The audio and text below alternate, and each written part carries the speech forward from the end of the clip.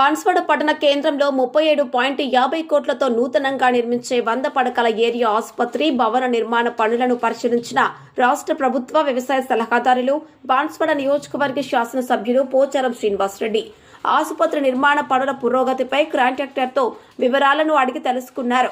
నాణ్యత లోపం లేకుండా నిర్మించాలని అన్నారు. వెంట ఉన్న మున్సిపల్ చైర్మన్ జంగం గంగాధర్, స్థానిక ప్రజాప్రతినిధులు, నాయకులు, కార్యకర్తలు.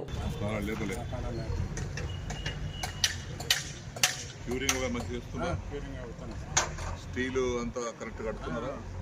ఏ స్టీల్ వాడుతున్నారు? ఇది శ్రీశ్యామ్